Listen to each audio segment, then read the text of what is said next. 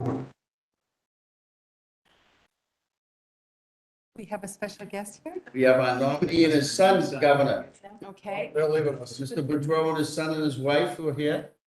Hello. We're finishing up their hearing. I'd love Introduce to your know. son. Tell me being about our introduced. youngest Yes. member Yeah, here. James Boudreau, if you remember, and this is my son, Ethan. Ethan Boudreau, and my wife, Donna Griffith. Well, welcome Assistant to the Lieutenant Governor. State House and to the Governor's Council chamber. This is a Thank very special room and important Certainly is. place. And you look the part today, Yeah. making your mom proud for sure. Where do you go to school? The neighborhood. Jamaica Plain. Right? And what are you doing for fun this summer? Basketball. Good. answer. Basketball. Every day. And making up for a really hard year for you kids. Really hard. So I'm glad that you're having some fun, playing your sport, doing your job in school. So, thank you. Thank you. We're going to start our meeting. I Pleasure. know the members are anxious to get going. So we call our assembly to order, and I call upon Councillor DePalo for our prayer and pledge today.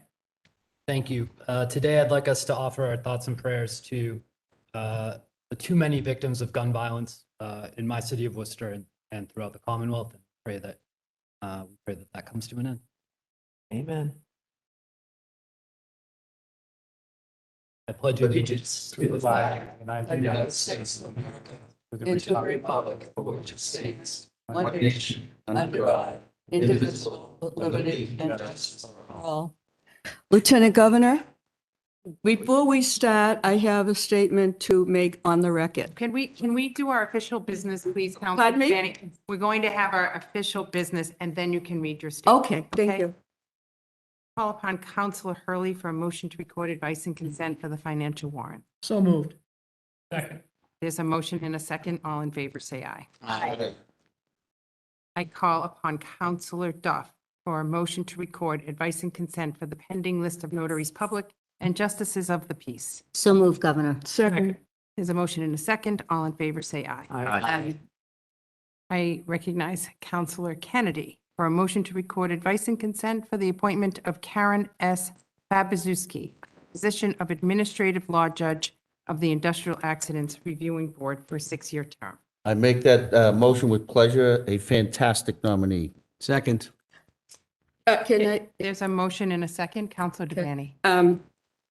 I think it should be noted that we don't see this, but on the joint bar, they deemed Karen well qualified. We don't see that with a new person coming on, and I think that should be in the record. And she's been there 20 years. She has all the experience. I got more people that know her, and we've never had anyone with that much experience. Thank you. Thank you. There's a motion and a second. We may begin the roll call. Yes. Yes. Yes. Yes. Yes. Yes. Yes. Thank you. I'm also a yes. It's okay. Okay. I recognize Councilor Jubinville for a motion to record advice and consent for the appointment of Timothy Dooling to the position of Administrative Judge of the Industrial Accident Board for a 6-year term. I do with pleasure. He's a great candidate. That's a I second that. motion and a second. We may begin the roll call. Yes. Yes. Yes. Yes. No. Yes. Yes. Yes. Thank you. I recognize Councilor Jubinville for a motion to record advice and consent for the appointment of Michael Sherry to the position of Administrative Judge of the Industrial Accidents Board for a 6-year term. I do so. Another good candidate. There's a I motion- second that, and I'd just like to say that, There's a motion and a second. yeah, I mean, outstanding qualifications, experience. He has criminal cases that I think is very important as much as the civil, and just a good person, compassion, empathy, which I look for, and great appointment. Okay, we may begin the roll call. Yes. Eileen? I'm sorry. Vote. Sherry, Mike Sherry? Yes. Yes. Yes. Yes. Yes. Yes. Yes. Okay, thank you. I recognize Councilor Ferreira for a motion to record advice and consent for the appointment of Brian S. Glenny to the position of Associate Justice of the Superior Court. With pleasure, I make that motion, Governor. Second. There's a motion and a second. Excellent. We may begin the roll call. No. Yes. No. Yes. Yes. Yes. Yes. Yes. On that motion, I just want to say for the record, the vice of Honorable Cornelius J. Moriarty II, that's a Western Mass position. And he then moved down to the Cape with permission. But that's one of the ones they stole from us. Okay. Excuse me, can I ask, where did he live, by the way? Holyoke, That's why he was at a, all of them. I think there was 9 Moriartys in that family. Okay, we'll continue to talk about that, make sure the needs of Western Mass We're working on it. are Thank you. served in this period. Thank you. And district. Okay, we have 2 nominations. oh, Rachel Hershfang has been nominated to the position of Associate Justice of the Appeals Court, and Councilor Devaney, that's within your district. You have a date and time for the hearing. where is she from? Rachel Hershfang. It's my district? Yes, it is. Will that be the 4th of August at 1?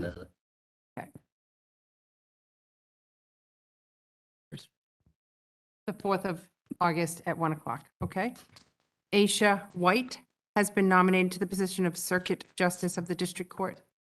That's within your jurisdiction, Councilor Kennedy. I have to speak with him and I'll let everybody know this afternoon.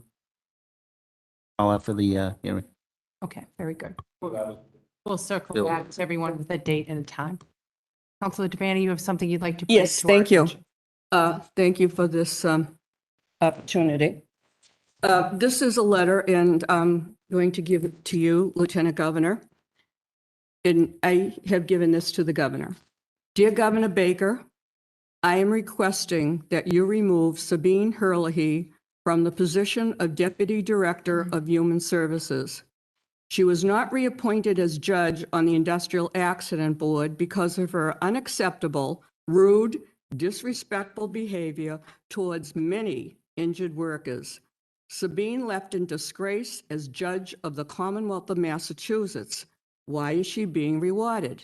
Sabine Hurley was withdrawn for reappointment to the Industrial Accident Board by a letter from Sabine Hurley at your request on January 22, 2020.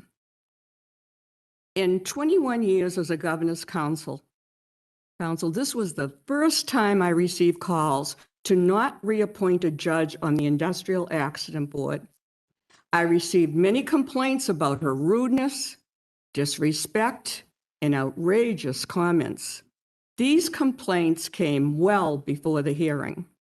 Attorney McKenna and Attorney Alaccio, most respected Boston lawyers, spoke at her hearing, asking the councilors to oppose her renomination. They spoke of many instances of her unacceptable behavior towards injured workers. I respect these gentlemen for putting their integrity and reputation on the line by speaking publicly against your nominee. I had already received a call about one of the cases they referred to. Attorney McKenna spoke about a very disabled man who was before Judge Hurley. He was accompanied by his pregnant wife.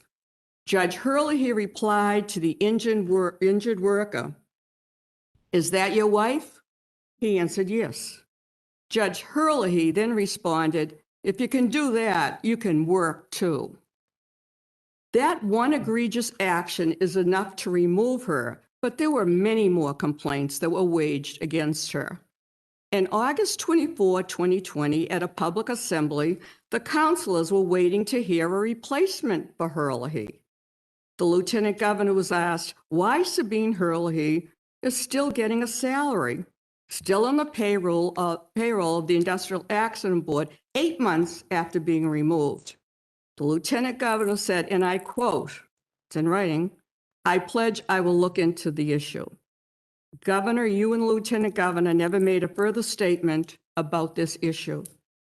I believe, representing the citizens of Massachusetts, I deserve an answer to your action of continuing Attorney Hurley on the Industrial Accident Board payroll when she was removed from office with her letter and yours withdrawing her renomination in January 2020.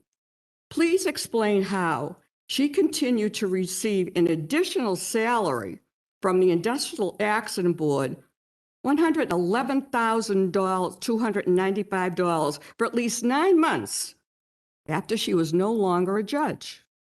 In addition to that salary, please explain how she received a buyout of $8,250.70. What is that buyout?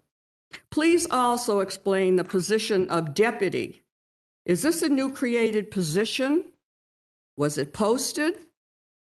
You had the authority, the opportunity to reappoint the most outstanding, qualified, respected people on boards and commissions, yet you replaced them. A few examples. Lee Gottenberg, after only 4 months on the parole board, who is the noted expert on parole matters and has advised the parole board for years. Frank Sharappa, most respected, a mentor on the appellate tax board, 30 years serving, appointed by 5 governors. And you replaced him while he still had 1 day left in his term. He was working in the office when a staffer called him. Frank had brought billions, that's a B, billions of dollars over the years to the Commonwealth. About 25 years or so, he took on the phone company, the biggest case in one. Demanded phone company pay taxes on all the wires and poles throughout Massachusetts. He was replaced by someone who appeared before the appellate tax board once in 1991. Lucy Soto, most qualified, hardworking parole board member, appointed by 2 previous governors, outstanding. She also happens to be Puerto Rican and speaks Spanish fluently. What a value on the parole board. After 3 months, you removed the chairperson and appointed this new nominee who replaced Lucy as the chair. I have seen so many qualified good people not qualified for no cause. I have voted no with cause. It is unlawful to pay public money for no-show jobs. Not one of these people, not appointed, were kept on the payroll or given another position or a buyout. But Sabine Hurley, who disgraced the honored position as a judge, disgraced the robe, yet she is rewarded for bad conduct, now with a new state position.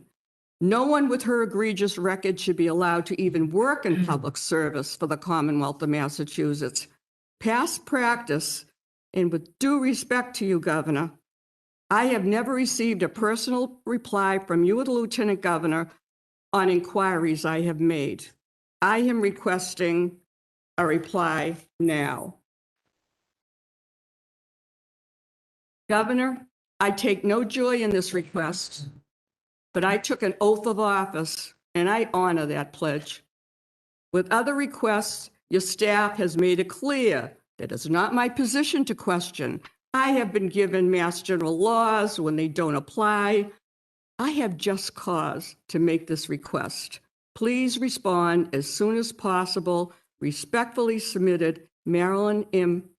Petito, Devaney.